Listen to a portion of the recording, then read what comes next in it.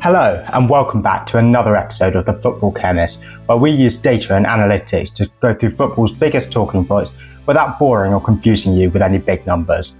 On today's episode, we'll be looking at Tottenham, and under Ange Postecoglou and previous managers, they've never really managed to shake off this reputation of being a bit, Spursy. But today, we are going to go through the numbers and we're going to try and get to the bottom of the good, the bad and the ugly that comes with Spurs over the last few years, and how they can fix it in the future. So let's start with the good. Firstly, we need to remember that this is a long project that Tottenham are in, and it's only Postecoglou's second season, and so there'll be plenty of time for him to build the project that he wants. He has got the second youngest squad in the Premier League, only Chelsea have got a younger squad, and only 3 of his players are over 30, so many of his players in his team have got their best years ahead of them. Secondly, Tottenham are playing like a big team right now. They're second in the league for progressive passes and progressive carries, and their numbers in terms of progressive play are comparable to that of City and Liverpool. So they're really looking to play like a big team, and surely big results are not far around the corner. But it must tear the hair out of any Tottenham fan to see them gain big wins like they have this season against teams like City, where they won 4-0 of course, Villa, where they won 4-1, and even United, where they managed to win 3-0. But the other side of the coin is that they have gifted cheap wins to teams like Crystal Palace and Ipswich. Both of those wins were the first wins for those respective teams this season and really helped them kickstart their season. These are cheap points that Tottenham are giving away, and it will frustrate their fans. But in terms of underlying numbers, Tottenham have got a lot of potential, and that's because they have got top-class creative players. Son Heung-min is of course the one that comes to mind straight away, and he has been doing it for a number of years, but since he's had to move around a bit recently to accommodate for Solanke or to cover for Solanke when he's been injured, it's been players like Pedro Porro, Dejan Kulusevski and James Maddison who have picked up the slack, and boy are they really good creators. As you can see here, they have got many leaders in terms of key passes. Son Heung-min is by far and away the best, but players like Kulusevski, Porro and Maddison are all creating over 1 key pass per game, and this has really been key for Tottenham's progressive play and getting big goals and big wins. And you see the same with their progressive passes. Again, you've got Maddison, you've got Porro, you've got Kulusevski, all in the top 4 in this stat. And it's just further evidence that they've got 3 players in the core of their team who can create chances and really keep the engine ticking. Furthermore, I do just really want to highlight why I picked Porro to go alongside Kulusevski and Maddison in this discussion for key creators for Tottenham. Look at the number of crosses he puts into the penalty area. That 11 is actually a league high, as you will see later. But Porro is arguably one of the best attacking fullbacks in the Premier League right now, because when you consider how Alexander-Arnold has started this season, a lot further back, compared to Porro, who gets right forward, who gets right down the pitch, and puts in key crosses and key passes, it really is hard to argue that there is a better attacking fullback than Porro in the Premier League right now.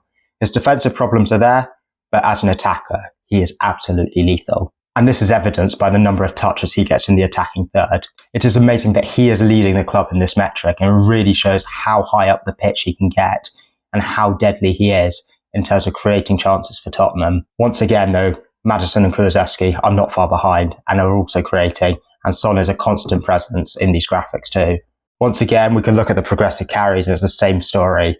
I feel like I'm repeating myself with these stats because it's the same players coming up for progressive play, but it is just underlining the fact that these 3 players, alongside other players like Son, are really making Tottenham tick, and they are the leaders in these stats. That's all well and good being the leader for your team, but how does that compare with other players in the Premier League? And if we look at progressive passes in the Premier League, 3 of the top 11 are Tottenham players, and look at the players that they are compared with here. You've got players like Bruno Fernandes, Bruno Guimaraes, Cole Palmer, the players who are central to their teams in terms of their progressive play, getting the ball forward and creating chances. So these are very good players to be compared with. It's the same story with key passes. Kulusevski is the only Tottenham player who makes the top 10 here, but he is all the way up in third. And look at the 2 players who are ahead of him. You've got Saka and Palmer, who are both leading the league in terms of assists so far this season.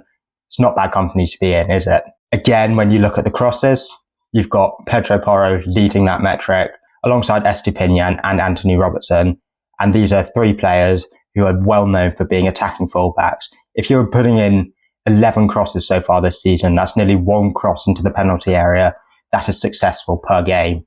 And if you're putting in a successful cross, you've got every chance of that resulted in a goal or a key chance. It's the same story with the touches in the attacking third. Again, it's amazing that Pedro Porro is third in this metric. He has got no right to be this high up as a defender. And look at who he's behind again. It's Bernardo Silva and Bukayo Saka, two attacking players who have been at the top of the game for years. This is just hammering home that Tottenham, in terms of their stats and their progressive play, are up there with the big guns. You're seeing them being compared with City and Arsenal, and that's not bad company to be in at all, is it? However, whilst these numbers are encouraging, there is clearly something wrong with Tottenham if they are producing these chances and key passes, but still not putting away their chances. And that brings me to the bad. Now, Tottenham have been famous this season for being able to beat teams they shouldn't and losing to teams that they really should be beating. But why is this? I had such a problem trying to find stats that quantify Spursiness because it's something that does go beyond numbers, to be honest. But one thing that really highlights Tottenham's struggles is when you look at the average league position of the teams that they win against compared to the average league position to the teams that they lose against. So if we take a look here, what we can clearly see is that Tottenham don't really differentiate between the league positions in terms of the teams they beat and the teams that they lose to. As you can see, these three bars here are all very even. There's not much difference. If you compare them to other big six teams, I've left Arsenal and Liverpool out of this graphic because, to be honest, they've not dropped points enough to really highlight who they are good against and who they are less good against. So I've looked at City, Chelsea and United, and all three of these teams, you can see a general trend. The biggest bar is for the average position of the wins, which shows that they're beating their lower league opponents and, unsurprisingly, losing to teams higher up in the league. But for Tottenham, we are not seeing this trend. It must be so frustrating to see that you can beat the big teams, you can outplay them week in, week out. But then when you come up against smaller teams, the likes of the Ipswiches and the Crystal Palaces, who've had really torrid seasons so far in terms of getting wins, it's so frustrating to be dropping points against them. And that is the difference why Tottenham are a top half team right now rather than really challenging for top four and being up against Brighton and Chelsea and going toe-to-toe with them in the league. But why is this the case? Why can you be so effective against top-class teams but struggle to break down stubborn defensive teams? And I think the key issue here is how Tottenham retain the ball. When I was watching their match against Fulham, I noticed that they had a lot of unsuccessful passes in the middle third when they were trying to be a bit too ambitious with getting the ball forward. And losing possession here can be costly, especially if you're playing against a team that sits back and can counter you. And the stats don't lie in this metric. Tottenham are the league leaders for being tackled against and having interceptions against them. This means that they are giving the ball away most compared to any other team. Part of this is because they have more possession than the average team, but this is still a bit of an alarming trend because when you look at the other big teams for these stats, they're right near the bottom, even though they do see more of the ball. Furthermore, Tottenham are 19th best for successful take-ons. They only have a 38.8% success rate, and it's the second worst in the league. And this is worrying because it shows that whilst they are being ambitious and trying to move the ball forward, they're not doing it very well at all. So this needs to be addressed. And this could explain why they struggle against smaller teams. These are teams who sit back and wait for you to try and create chances against them. And if Tottenham are struggling to do this and struggling to get the ball through that middle third, then they're going to struggle to create chances and goals. And they will also be hit on the counter-attack if they give the ball away in the middle third or even in their own third. However, whilst the underlying numbers look all right for this, and this could be fixable, there's one key problem that is really holding Tottenham back right now. Surprisingly, Tottenham are actually outperforming their XG, but what is really costing them is the lack of a consistent quality striker. And of course, the elephant in the room here is Dominic Solanke, who they brought in for big money this summer. But unfortunately, he has missed a few games through injury, and Son has had to deputise for him.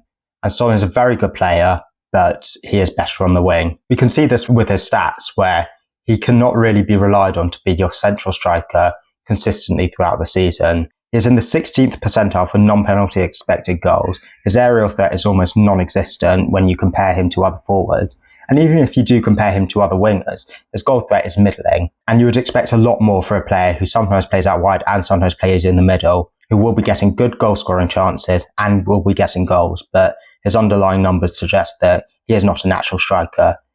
And that's not an issue because Son is a top winger. He's a top creator, and this is also evidenced in his stats. He is in the 96th percentile for assists and the 87th percentile for progressive passes. This shows that Son belongs further back or out wide rather than being your leading striker and your leading goal scorer.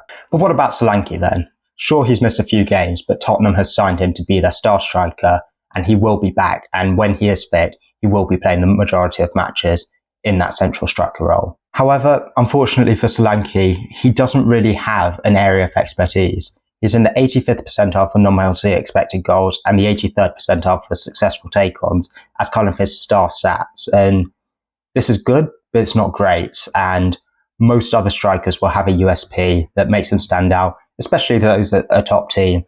But Solanke doesn't really have that. If we look at his season so far, he has struggled to get himself chances. Although he scored in 3 matches, and Spurs actually won all 3 of those games, he's got 4 goals in total this season, which are hardly numbers to turn your nose up so far. He has only exceeded 0.5 XG in these 3 matches where he has scored. In the other matches, he has always been below, showing that he is not getting good enough chances. And in a lot of these matches, Tottenham are struggling to get over the line and dropping cheap points, which is really costing them in terms of their league position. So I thought I'd take a look at the stats and try and figure out why Solanke is struggling to get into good positions. And here is where it is evident. Here I've got a list of the top 10 strikers in the league so far in terms of expected goals. Solanke is 8th on this list, but he's actually 2nd in terms of non-penalties expected goals per shot. This suggests that when he does take shots, they are high quality shots and shots that he should be scoring from. However, when we look at the actual number of shots he takes and the number of goals he scores, he is 8th in terms of shots and 10th in terms of goals. He's also 8th in terms of shots per 90, so you can't explain this away with his lack of minutes due to injury so far. He is also bottom of the list in terms of goals per shot and goals per shot on target, so he's really struggling to make the most of the chances that he gets. He is also bottom in terms of underperforming his expected goals. He is expected to have scored 1.6 more goals so far this season.